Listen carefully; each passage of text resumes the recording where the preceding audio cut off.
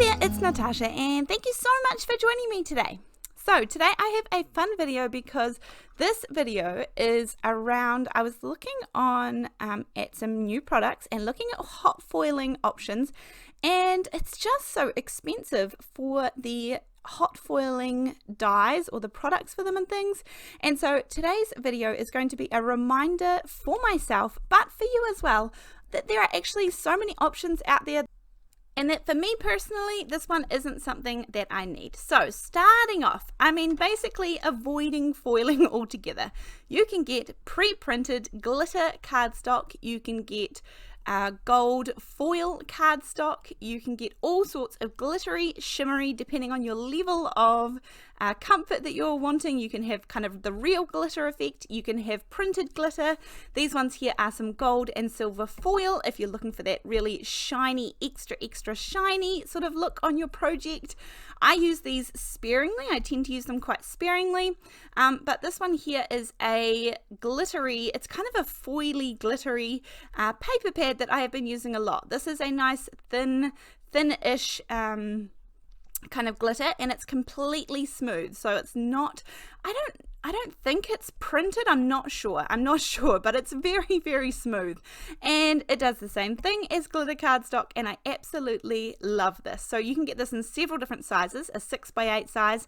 This one is 4 1/4 by 5.5. You can get it in slimline sizes. So this has been my go-to when I just want to have a little bit of glittery, shiny on my project, but without the mess, I guess, basically.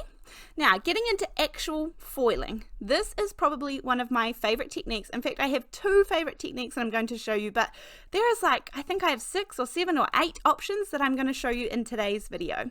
So remember that double-sided adhesive is going to give you some of the most gorgeous looks in foiling.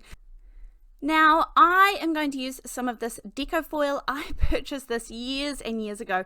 I have not purchased foil in such a long time because honestly, it's not something I reach for super often. I've basically found alternatives, but that doesn't mean that I would get rid of it even though I have a small space. I still do love the look, and I'm going to show you a few of those today. So this one just happens to be Deco foil, but this works with most foils that are out there on the market. Now, as for double-sided adhesive, I have some generic brands here. I have some, I don't know, that I got from cheap and cheerful shops. I have some from scrapbook.com. I have just anything that you have that's double-sided adhesive, nice, sticky and strong, is pretty much going to work, and there is not a difference in sight. So I'm going to show you by using all of them on a card. I'm just going to kind of put these down randomly, and obviously remembering that in this scenario that the foil is going to stick to the adhesive. So put the adhesive down where you want the stripes. I'm just going with all different thicknesses, all different widths in between, all different gaps, just everything. The other thing to remember is that if you have double-sided foam tape, that is going to work exactly the same. So you could have the dimension up on a little bit of foam and still have that gorgeous foiling look as well. So for the minute, I have put this down on a 4 1/4 by 5.5 inch card background. Then I'm just trimming off all of those little excess pieces. Now, you can definitely do the whole card background at once. I'm just going to do a little bit because I find I can control the foil a lot better and where it's going, but you most certainly can just do it all in one. This is just one of the easiest techniques. It gives fantastic results. I love this. I think this is definitely a go-to, and me personally, I just like a little bit of shimmery, foily, kind of sparkly looks on cards. I don't usually go for the full all-out look, and so even if I put a panel in the middle of this one, I would think that would just look just stunning to have the foil peeking around the outside. So you can see that if you get any spots missing, just come back in with the foil and dot it down. But how stunning is this? It is super easy, a fast, quick, easy, pretty cheap technique. So any double-sided tapes are going to work for that. Right, let's move on to the next one. Now, this is the Deco Foil Liquid Adhesive. So this one is the one, this was actually long ago. This has basically been replaced. For all I know, it could be just different packaging and maybe the same product, but basically these are called transfer gels now, and there's also a transfer gel duo that comes from Deco Foil. So this is not the same as matte medium glues. So even though it's a liquid adhesive, it is not the same as a liquid glue, but I am going to show you that there are some glues out there that dry tacky. So not normal glue, but it will usually say on the bottle somewhere that it dries tacky or a tacky glue. But for example, this little bottle, this is called the Smart Art Glue, and this one happens to be from scrapbook.com. This is a tiny, tiny bottle, which makes it really affordable, which is one thing that I do love. Now, I got mine years ago when they first released this tiny little bottle. But with tacky glues, you are able to put them through a stencil or just put them onto a background or put them anywhere and let them dry, and then you are able to let foil adhere to them. So I'm going to use a domed foam blender just to pop this through. Now, actually, this is a really good lesson because you can see when I added some glue onto my blender, and then I started on the top right hand side there. Now, I do want you to remember that because when I come back in, you'll be able to see that actually the foil adheres to there really well, and I should have re-inked or re-added a little bit more glue when I was coming to put the foil on. So you can see that there's some like little shiny dots there, and now this is not going to give you a super saturated kind of look. Now bear in mind that the stencil had tiny dots to begin with, so maybe there should have been another example, but I find that this gives me a much more delicate look. Now, using a tacky glue, you do have to be a little bit more careful because I think I probably let this one dry just ever so slightly too much. So there is kind of a nice medium in the middle. You have to wait for it to dry and then add. But some of this gorgeous, gorgeous gold foil has transferred over, and this is a fine, delicate look through that really fine stencil anyway. So this is absolutely gorgeous, and I love this again for a subtle background.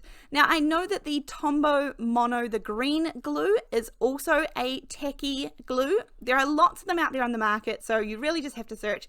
It's a cheaper alternative often, and you might even already have one in your stash if you're wanting to add some foil. So here, this one is just popped through another stencil, and again, this one is not the most crisp results, but absolutely stunning, and I don't mind this not one bit. I think this is really, really easy to achieve, and you might already have the tacky glue on hand. Now, this one is probably my equal favorite to using the double-sided tape because we're going to use double-sided adhesive sheets. But I know that with foiling, you can use, there's often lots of sentiments and shapes and things like that. But we can just use our dies in exactly the same way. So I have these Sizzix trees here from Holtz. These are some of my favorites. I've used them for Christmas and non-Christmas. I think they work really well. I have some scrapbook.com double-sided adhesive sheets. It doesn't matter the brand that you use. This is just the ones that I go for. I'm going to run this through my die cutting machine, and actually, you can also use the reverse. So that's why I did it on that whole sheet there, because I turned this into another card off screen. But nonetheless, I am just pulled off the release paper from the back, and then I just did a tiny little bit in the corner actually so that I could get the tree placed, and then I will pull off the rest of the release paper. This little tree is fairly fine and delicate, so if you go for a more solid shape or a more solid die cut, then again, it's going to be super easy, but just die cut your shape like normal. Make sure it's with double-sided adhesive sheets. Put it onto your piece of paper or your project, wherever it's going. You can see it's on there. And then obviously all you have to do is peel off the top layer of the release paper and then add your foil on. For this one, I decided to go with a little bit of rainbow foil. Again, this is a Deco foil one. Press down pretty gently, give it a nice little rub, and then you get these gorgeous, stunning, really crisp, clear foiling results. So remember that you can do this with any dies that you have. Any dies you can use with some double-sided adhesive sheets, and you have that same foiling look, in my opinion. So next one, we're going to move on. We're moving fast. Now this is kind of going down a different track for a little bit of that foiling, glimmery look. This is the Simon Hurley Lunar paste. Now I know that he has a whole range of colors at this point. I happen to only have this one, which is the Slippery When Wet, because to me this is a really great warm gold color. Now I see recently that he has come out with also a silver and a gold, an actual silver and gold, and I might anticipate getting at least the silver one, but I love this for gold splatters. I think that this is an absolutely gorgeous gold color. And the shine that comes along with this when it's dry is stunning. So you can use this if you would like some little gold splatters, but I'm going to show you some more ways that you can use this to get that foiling look as well. So I just add a little bit of water, and this definitely kind of smooths out really nicely to something you can flick on with a tiny little paintbrush. And then of course let this dry. It dries pretty quickly, which is something I also love. I'll show you the results of these all at the end. Now, something else I wanted to show you, if you want to get that glimmery look as well, you can also pop the Lunar paste in with a bit of water. I just put this into a little spray bottle, and then you can spray this over and turn this into a shimmer mist as well if you want to. So I have this that I recently did on a previous project using some bubble wrap, and then I know it's kind of hard to see because I'm above the camera, but I'm going to come down in a minute as well and just spray a couple of sprays on this. You can see I'm giving it a couple of little sprays, and this is just going to give this most beautiful all over shimmer over this entire project. Again, I'm going to wait till this is dry, and then I will show you this at the end as well. I'm also going to give this a quick blast with the heat gun, just so that you can kind of get a little look. Now, I know that this is going off topic a little bit because I guess this isn't really like foiling, but I just want to show you how versatile some of these products can be, and I'm going to show you how we can make this product look like the foiling that we did especially earlier on in this video. But I just want to show you, look at this gorgeous shimmer that you are able to do, and sometimes some of the products that we can use instead are just much more versatile. Now you can see side by side the difference between these two. I did just want to say, if you have a hot foiling machine or you are thinking of getting one, then I mean, that is fantastic. I absolutely love that. For me, I just don't personally have the space, and I don't have the budget, so that does make it a little bit trickier for me, and I just want to remind myself that there are alternatives that I can use. Now, I just want to keep going with the Lunar paste because remember earlier on we used the same stencil to get some of the gorgeous foiling on the back, the background of a piece there, using the tacky smart glue. Now this time I'm just going to use the Lunar paste, and I'm just using a sponge. If you want a thick application, you could definitely use a palette knife like there that I have up in the corner, but for me I was just sponging this through, and this gives me a really thin application, but I still get that most gorgeous shine. So again, any dies that you have, you can create a stencil from. Any stencils that you already have, you are able to do this through. So this is another way to use a really versatile product. So just dabbing it through, this is going to dry super fast because this is such a thin application, and I think Lunar paste is most shiny. It has that gorgeous shine to it when it is dry. So in a minute you'll see when I bring these back in and they're dried a little bit, they are going to have just this most intense, gorgeous, foiling, shiny look to them. So I'm just creating a background here, doing several little bits all over the place and using this. Luckily, this wipes off really well. It's going to wipe off cleanly and leave my stencil nice and clean, so it's not going to stain anything or stain the background, but a really easy and quick background to create, and it's just super shiny. So there is another way that we can add the kind of shimmery, shiny look without using a hot foiling machine. Now, here's another one. I'm going to use some masking magic. I love this masking paper. This one is from Gina K. It does have this sort of plasticky type coating, which means that you are able to use this over and over again. Now, I wanted to remind you that earlier on we used the double-sided adhesive sheets to create some foiling look on a background, and we just used foil over top of them. Well, I want to do the same look except for with Lunar paste, so that's why I'm using the masking sheets to mask off spaces. Again, this is just different variations of different widths and sizes and all sorts, so do as you please. Add on some of this onto the background, some of the Lunar paste onto the background, and as I said, Simon has so many different colors of this now, but I have such a small crafting space, I just prefer to have the ones that I think I'm going to use most often, and this one happens to be the one that I absolutely love. But look at this gold foil background. This is so shimmery and shiny, and this dries super fast. Okay, now we are going to move on to ink, because ink is something that I get asked a lot about when it comes to metallic inks. I have tried quite a few of them, and I have definitely settled on the ones that I find the best. Are they perfect? Not really. Do I have other videos on these? Yes. Do I think they're worth it? Yes. They are the best that I have found for metallic inks. Now, I'm going to just give you a really quick kind of example of these. I'm going to be using the Avery Elle clear stamp set today. This one is called Layered Pines. Now, I'm just going to show you on some black cardstock, some craft cardstock, and some white cardstock, just to give you a basic idea.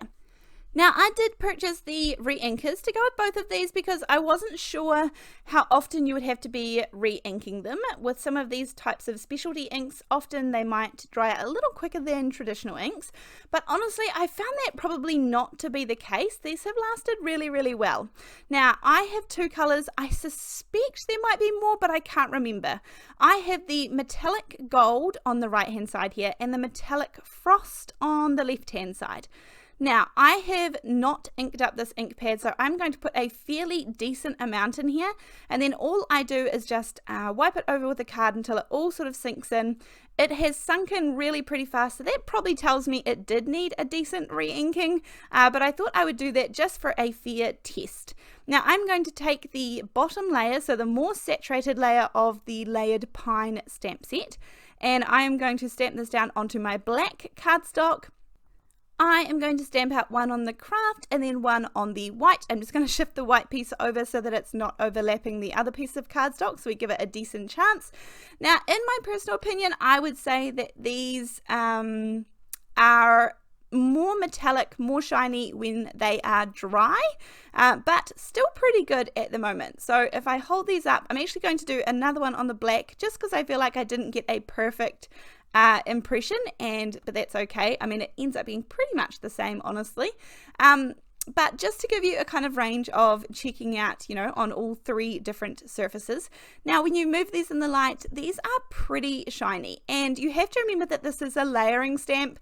I'm not sure if that was the best one to choose. I was just trying to get a decent-ish solid stamp.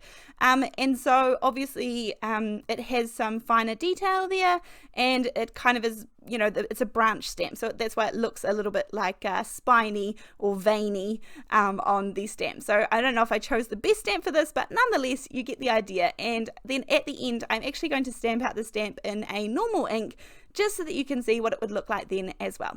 Now, the metallic frost is not going to show up super well on the white card. It would give a gorgeous tone-on-tone effect. It is still very shiny, but of course, white on white, that's what it's going to look like. And then here on the craft cardstock, I think these have a pretty good metallic shine to them. And as I said, even though I have experimented, I have purchased many metallic inks, I think that these are the best that I have found, so this is what I am sticking with. Now, I think they look really gorgeous, and these look absolutely stunning on all three of these backgrounds. But at this point, I thought I should probably stamp out just a normal stamp just to give you an idea of what it looks like as well, because as I said, I kind of chose a layering stamp, and that it is, you know, branchy. So hopefully that just helps out and gives you a better idea as well. And then I was like, oh, imagine the gold layered on top of the green, or the green layered on top of the gold. And then I was nearly about to take a tangent, but I promised myself I would finish this video first. So that is what it looks like, and I hope that this gives you a relatively good idea. So I hope that this video today has given you some, maybe reminded you more so than given you new ideas of how you can go about achieving that metallic-y, gorgeous, shiny foiling look without having to have a hot foiling machine. Now, I know I haven't covered everything, but I think that these are some good options to start with, that's for sure. So here on the left was using the double-sided adhesive tapes, and on the right we used masking with the Lunar paste. Very similar looks, an equal amount of shine. Then here is where we used the Lunar paste for the stencils, and then we used the Smart Tacky Glue on the right with the same stencil. But the foil does give a very shiny look, and I think it helps if I move the Lunar paste around. You can see that it gives a gorgeous shine as well. Foil is naturally very shiny, so I guess, I mean, if that's the look that you're after, then foil might be the best option, but I thought I would give you some alternatives today too. This is the one that we die cut, the Christmas tree that we die cut with some double-sided adhesive sheets. And you could also do sentiments and words, anything like that is going to look stunning too. These are the splashes that we did with the Lunar paste. Then here is the mist that we created with the Lunar paste. And then last but not least is going to be the inks that we were able to stamp out on the several different surfaces, the metallic frost and gold inks as well. So I hope that you have enjoyed this video. Of course, there will be links down below in case you are interested in checking out any of the products from today's video. There will also be a link to my Buy Me a Coffee in case you would like to support my channel. Thank you so much, and I'll see you in the next video. Thanks, bye!